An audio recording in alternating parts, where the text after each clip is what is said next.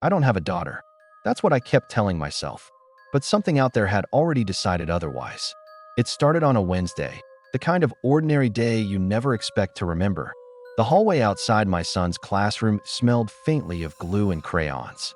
Children laughed behind the door. I checked my phone, half listening to the chaos, when a woman rushed toward me. "Your daughter's looking for you." The words didn't make sense. I blinked. "I don't have a daughter." She froze, smiled awkwardly, apologized, walked away. That should have been the end of it. But it wasn't, because once is a mistake, twice is coincidence. But what happened next wasn't either. A few nights later, I was grocery shopping alone.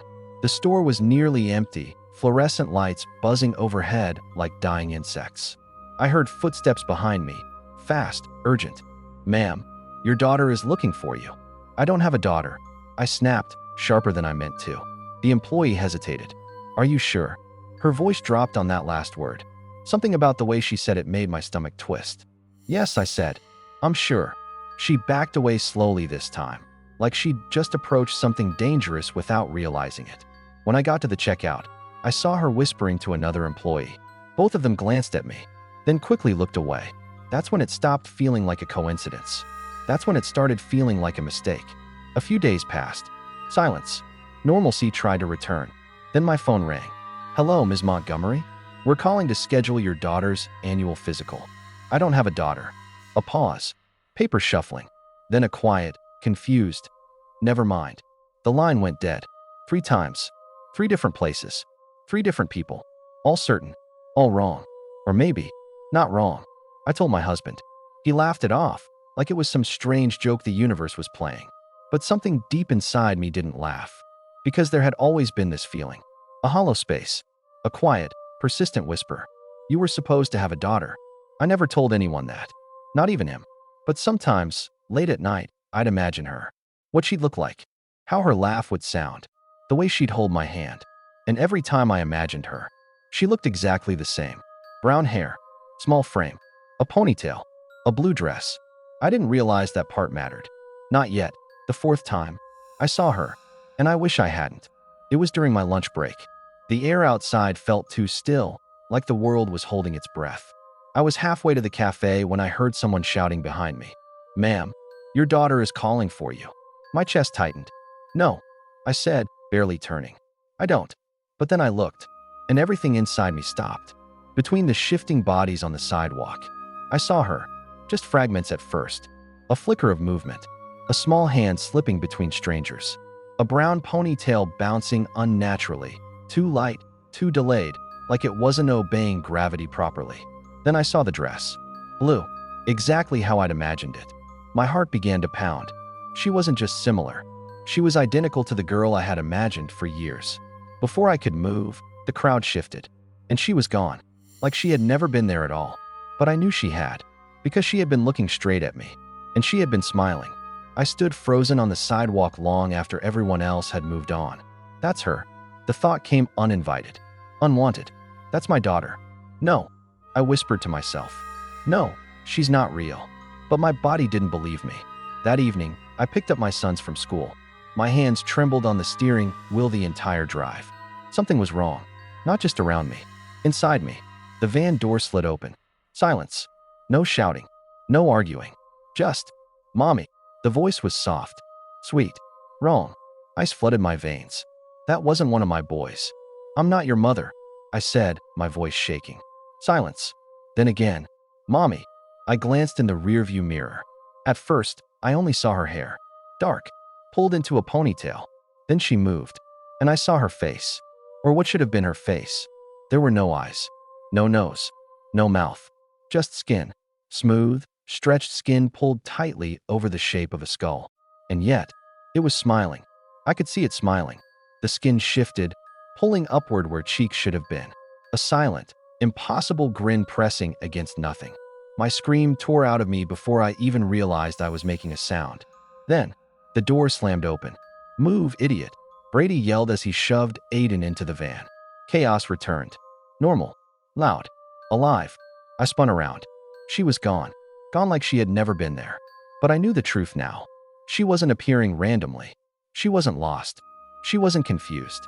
She was looking for me. That night, I didn't sleep, because sometime after midnight, from inside the closet, I heard it. Soft, patient, waiting. Mommy. I didn't open the closet. Not that night. Not the next one either. But every night after that, she was there. Mommy. Always the same voice. Soft, patient, like she knew I would give in eventually.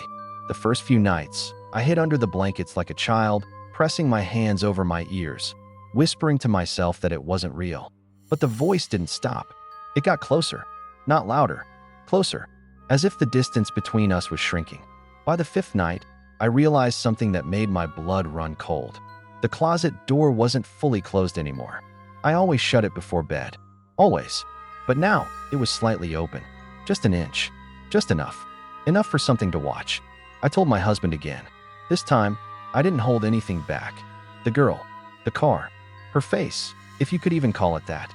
He didn't laugh this time. But he didn't believe me either. Stress, he said. You're not sleeping. Your brain is filling in gaps. Then why is the closet opening? I asked. He hesitated. That tiny pause said everything. That night, he checked the closet himself, turned on the light, looked inside. Nothing. See, he said. But as he turned away, I saw it. For just a second. Behind him, in the dark corner where the light didn't fully reach. Something shifted, like skin tightening over bone, like a head tilting. Watching him. Watching me. Waiting. I didn't sleep at all after that. The next morning, something else changed. The house felt occupied, not just lived in. Occupied. I'd walk into a room and feel like I had interrupted something. Like someone had been standing there seconds before I arrived. The air would feel wrong. Too thick. Too aware. And then the drawings started. Crayon drawings. Scattered across the kitchen table when I woke up. At first, I thought my sons had made them. But when I asked, "We didn't draw those," Brady said. "What is it?" Aiden asked, frowning. I looked down. My hands began to shake. It was a family. A mother. 2 boys. And a third child.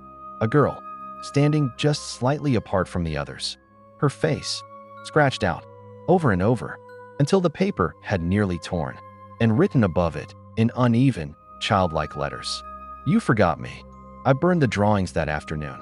I didn't care if it was irrational. I didn't care if it was insane. But that night, the voice changed. No longer soft. No longer patient. Now it sounded hurt. "Mommy." A pause. Then, "Why did you burn me?" I stopped pretending it wasn't real. Because it was. And it was getting worse. The next night, the closet door was wide open. I hadn't touched it. My husband swore he hadn't either. But there it was. Yawning. Dark. Wrong. And inside, something was breathing. Not loud. Not human. A slow, wet inhale, like lungs that weren't meant to exist. I backed away slowly. Didn't turn my back. Didn't blink. Because I knew. If I did, it would move. The boys started acting strange too. Quieter. Watching things that weren't there. Aiden began talking to someone in his room at night. "Who are you talking to?" I asked him. He smiled. But it wasn't his normal smile. "She says you're being mean," he said. My heart stopped. "Who says that?" He tilted his head. "The girl," he said. "My sister." "I don't have a sister," Brady snapped from the doorway. Aiden frowned. "Yes, you do." Then he pointed behind me. I didn't turn around. I couldn't. Because I already knew what was there. That night, I finally opened the closet. I don't know why. Maybe because something inside me knew. This wasn't going to stop. Not until I faced it. The darkness inside felt thicker than it should have. Like it wasn't just absence of light, but something physical. Something alive. "Hello," I whispered. Silence. Then, movement. Slow. Deliberate. She stepped forward. And for the first time, I saw all of her. The blue dress. The small frame. The too-still posture. And that face. That awful, stretched skin. But now, it was changing. The surface trembled. Pulled. Tightened. And beneath it, something was pushing outward. Trying to form. Trying to become. A mouth. Eyes. Features. Becoming real. Because I was looking at her.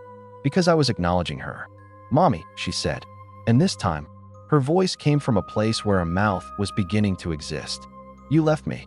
I don't know you," I whispered. "Yes, you do." She tilted her head, and I felt something snap inside my chest. That empty space. That hollow place I had always ignored. It hurt, like something was being forced into it. "You made room for me," she said softly. "You wanted me." "No, you imagined me." The walls seemed to close in. The air thickened.